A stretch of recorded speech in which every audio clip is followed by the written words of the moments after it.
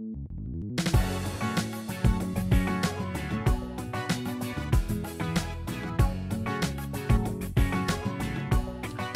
à tous, bienvenue sur JMH TV. Il m'arrive parfois d'avoir envie de me retrouver entre chrétiens autour d'un bon dîner pour pouvoir parler, discuter, échanger. Et en fait, notre invitée du jour, Christelle Palin, a eu la bonne idée de créer le concept de dîner chrétien. Elle est avec nous aujourd'hui pour en parler. Bonjour. Ça va Christelle? Ça va et toi? Vas-y, installe-toi. Merci. Christelle, tu te rappelles la dernière fois qu'on s'est vu au collectif Ross? Oui. On avait discuté en fait de l'association Dîner Chrétien. Est-ce que tu peux expliquer le concept? Le dîner chrétien? Oui. Ok, donc c'est très simple, pardon. Avec un groupe de personnes, on a rassemblé cette idée justement de pouvoir organiser des soirées donc à thème chrétien, justement pour permettre aujourd'hui à chacun, à tous ceux qui se disent chrétiens, de pouvoir sortir discuter s'épanouir, également, voilà, s'épanouir. exactement, dans un autre contexte justement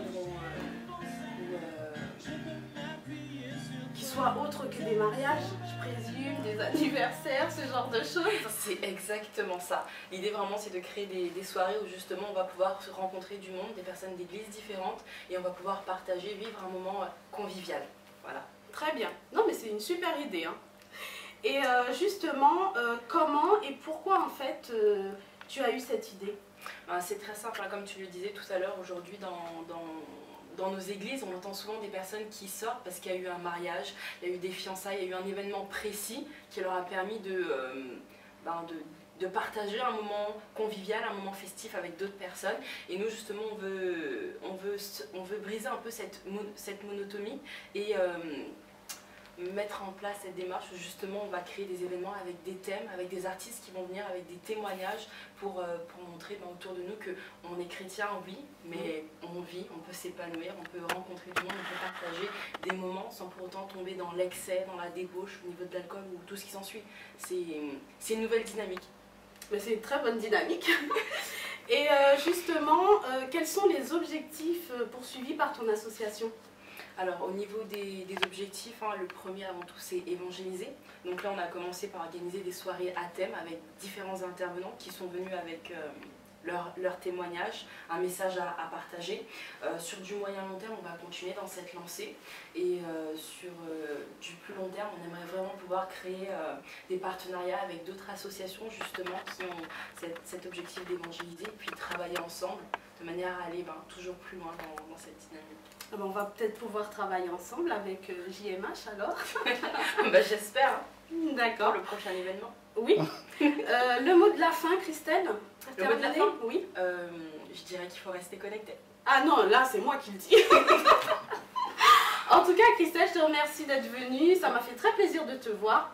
On se voit au prochain dîner chrétien. Il n'y a pas de problème. Merci pour l'invitation. Je t'en prie. Ok, ça marche. Chers internautes, n'hésitez pas à prendre contact avec Christelle si vous souhaitez participer au prochain dîner chrétien sur son site internet www.dinerchrétien.com. Nous poursuivons avec l'artiste du jour. Genesis est un groupe évangélique d'origine haïtienne qui propage la parole de Dieu au travers du compas. Le chanteur du groupe, Thyssen, nous fait la joie d'être avec nous. Ça va Thyssen? Merci d'être venu, je sais que tu es overbooké, en plus tu as un concert aujourd'hui, donc merci de ta présence. Thyssen, comment est né le groupe Genesis et pourquoi avoir choisi le compas pour évangéliser? Alors en fait, Genesis a été créé en 2002, en août 2002. Donc en août prochain, ça fera 10 ans qu'on existe. Ah là, il faudra faire la fiesta. C'est prévu, ouais. On a choisi le compas parce qu'en fait, sans détour, pour être franc et clair, on écoutait beaucoup de compas, donc la musique de notre pays. Et donc on s'était dit, on aurait pu très bien faire le choix de faire du compas pur et simple, mais on voulait rester auprès de Dieu et donc on a décidé de faire du compas évangélique. Donc voilà comment est né Genesis. Très bien. Et justement, il y a le nouveau single FDLTD Fais de l'éternel tes délices. Donc tu sais que je kiffe cette chanson. D'ailleurs, je t'harcèle constamment avec. Et justement, est-ce que tu peux nous en parler? Oui, FDLTD, donc notre nouveau single. Donc Fais de l'éternel tes délices. En fait, ce morceau, c'est un nouveau virage que Genesis a pris par rapport à tous les autres sons que les gens connaissent déjà de Genesis, comme ça est écoulé. On a voulu donner un autre style. Déjà, c'est le premier morceau compas qu'on a écrit 100% français. Oui, oui. Parce qu'on voulait vraiment donner un gros coup de booster à l'évangélisation. Donc on s'est dit, en le mettant en français, les gens comprendraient beaucoup plus. Et on pourrait cibler beaucoup plus de personnes et donc toucher un maximum de personnes. Parce que notre rôle, c'est d'évangéliser. Donc le but, c'est de taper un grand coup et d'évangéliser un maximum de personnes. La chose la plus importante, c'est de louer Dieu. Donc voilà l'histoire des FDLTD. Amen. Je sais qu'en fait, dans le milieu chrétien haïtien, hein, je parle vraiment haïtien, qu'il y a beaucoup de groupes de compas, pour ne pas les nommer, Seven, Bless, Alpha, Only God et Conscience. Justement, il n'y a pas une certaine rivalité entre vous? En fait, pour être franc encore, on sent une certaine tension de temps en temps. Alors, pour t'en avoir parlé, pour en avoir parlé avec d'autres, moi j'estime qu'aujourd'hui on a un gros point positif dans le milieu évangélique, c'est qu'on a JMH aujourd'hui qui est créé, donc ce qui fait qu'on a une télé évangélique, ce qui n'est pas rien. On a Church la série, donc qui nous permet d'avoir une série chrétienne. On a des groupes de différents types, on a Chioros pour le rap avec la Skinson, on a Génération Kamemba pour tout ce qui est purement africain, voilà exactement. Après on a tous les groupes que tu as cités, dont Genesis fait partie pour le compas. Moi je trouve que c'est une bénédiction. Pourquoi? Parce qu'aujourd'hui on a la possibilité dans le monde évangélique d'avoir tout ce que les autres font. C'est comme aussi on avait été à un dîner spectacle. Voilà, c'est plein de choses qui font. Voilà. Donc c'est plein de choses qui font que on a dans notre monde évangélique tout ce qu'il nous faut pour pouvoir nous divertir, pour pouvoir vivre normalement et de manière saine, de manière spirituelle. Donc il y a une sorte de, on va dire tension, je dirais pas rivalité, mais tension, et je pense qu'elle est inutile. Parce que moi aujourd'hui, mon objectif, je le dis clairement aujourd'hui à GMH TV, je ne suis pas en compétition avec les groupes évangéliques, mais je suis en compétition avec les groupes mondains. C'est-à-dire que voilà, c'est un gros challenge, mais c'est ma compétition. C'est-à-dire que de faire en sorte qu'on soit plus de meilleure qualité qu'eux. D'accord. Juste une question, je me demandais en fait si tu arrivais à concilier vie privée, vie professionnelle et tous les concerts que tu fais en fait. La question.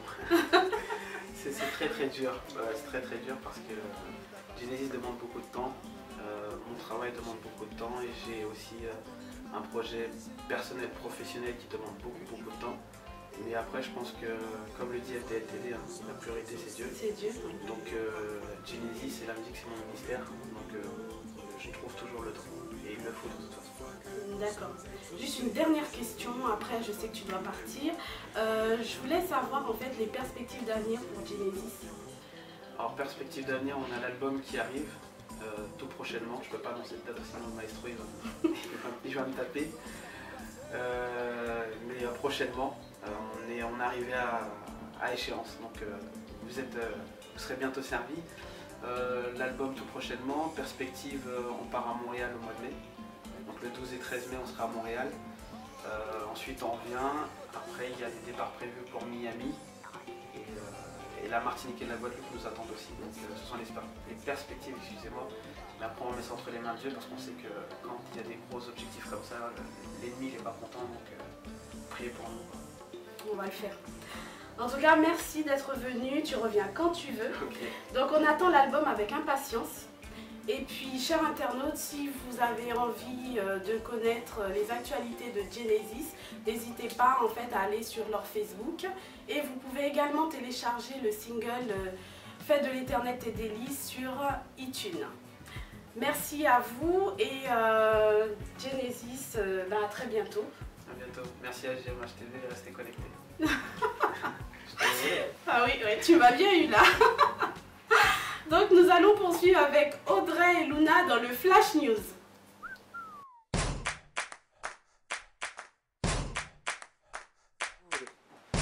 Bonjour à tous et bienvenue au Flash News. Retenez bien le 2 juin, concert spécial compas avec différents groupes, Alpha, Bless, Genesis. Et la participation d'Only God et Conscience. Alors je vous attends tous le 2 juin pour le spécial compas. Voici le témoignage de Jody qui nous montre comment, à travers les épreuves qu'elle a vécues, elle a fait une rencontre qui a changé sa vie. Jody, est-ce que tu peux nous expliquer justement ton témoignage? Bien sûr, avec plaisir. Donc, je viens d'une famille monoparentale. J'avais mon grand frère qui était avec moi. On était en région parisienne avec ma mère. Et très rapidement, à partir du CP, ma mère a commencé à tomber malade. Et à ce moment-là, je me suis rendu compte que je ne pourrais pas l'aider. Et donc, elle avait une dépression assez sévère qui a débuté. À ce moment-là, on a commencé à faire des familles d'accueil très rapidement, c'est-à-dire qu'on pouvait aller à l'école et le soir, on était cherché par une association qui s'appelait La Passerelle. Et on a été coupé régulièrement de notre mère comme ça, sur quelques mois.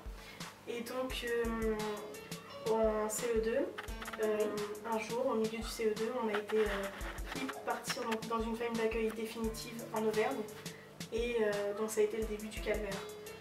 C'est-à-dire que j'étais pas avec mon frère, j'étais dans une famille d'accueil différente. Et j'ai donc commencé à m'épanouir. Et au bout d'un an, en fait, on m'a demandé de partir. La famille d'accueil? La famille d'accueil.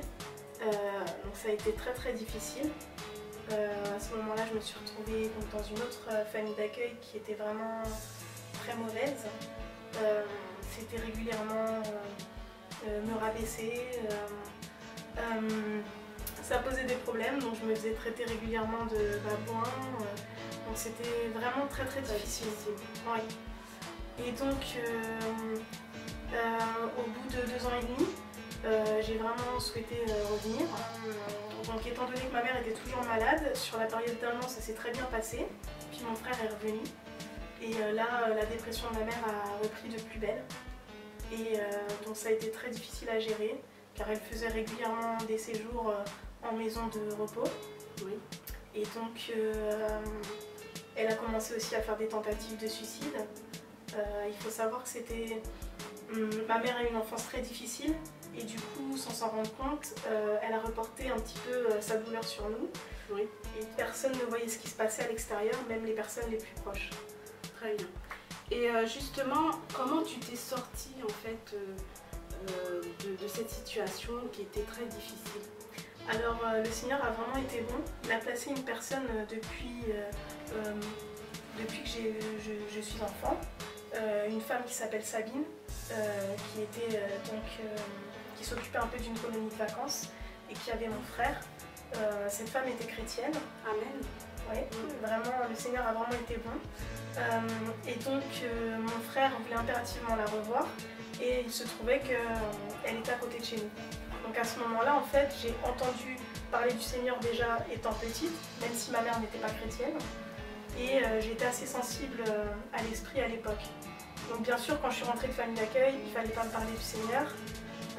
C'était limite à ce que je puisse même l'insulter tous les jours qui passaient puisque je ne comprenais pas, tout simplement. Et donc, en fait, Sabine a commencé à ouvrir une petite église à Nanterre avec son oncle. J'ai commencé à y aller pour l'écouter chanter et pour la voir parce que c'était quelqu'un que j'aimais beaucoup. Donc c'était très difficile d'écouter les prêches du pasteur. Mais pourquoi? Parce que ça te touchait? Ou bien parce que tu ne supportais pas? Je ne supportais pas. Je pense qu'avec tout ce que j'avais vécu, j'étais pas du tout sensible au Seigneur et du coup on était très impatients et on avait qu'une envie, c'était de partir quoi. Et comment justement le Seigneur t'a touché? En fait, c'est au fur et à mesure. J'ai commencé à y aller, on me parlait beaucoup du Seigneur et puis le Seigneur a travaillé mon cœur petit à petit. Et donc l'église n'était pas encore adaptée pour moi. J'ai commencé à écouter du métal.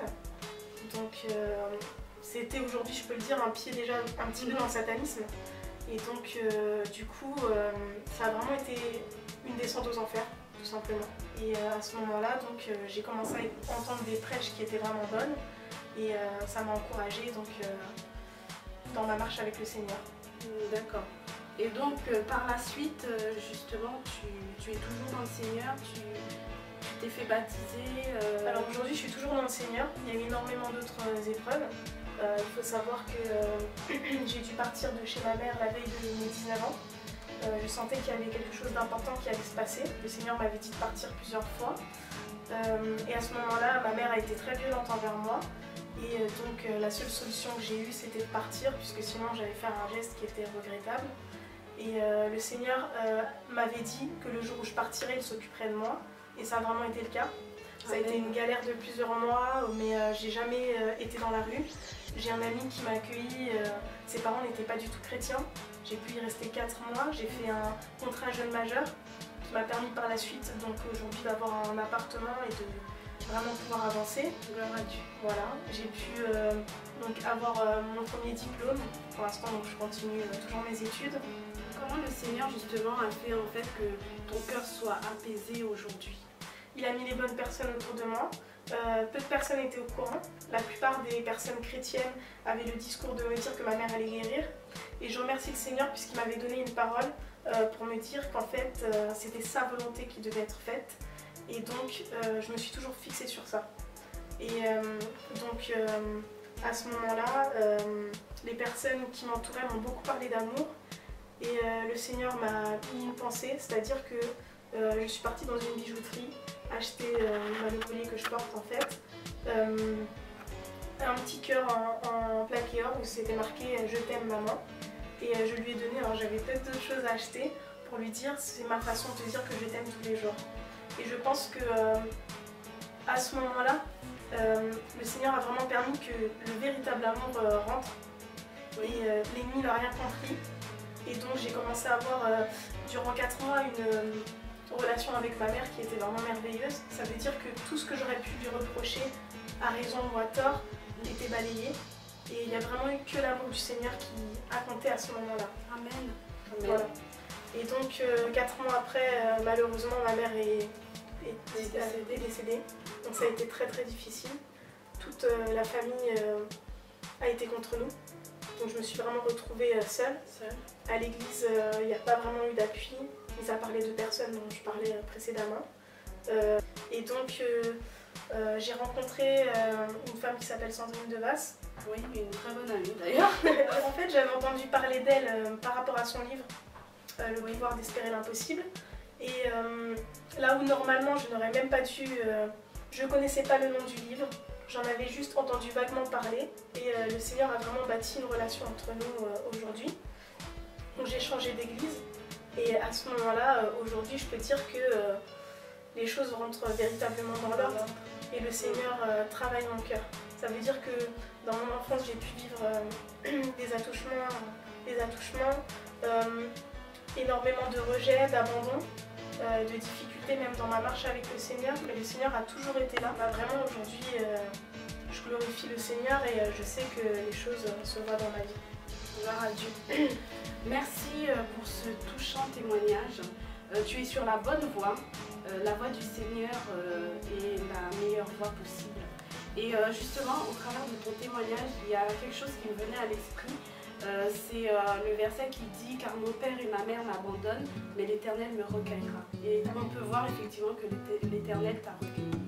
Merci pour ton témoignage, Jody. Et persévère. Merci. Alors, si vous aussi, vous souhaitez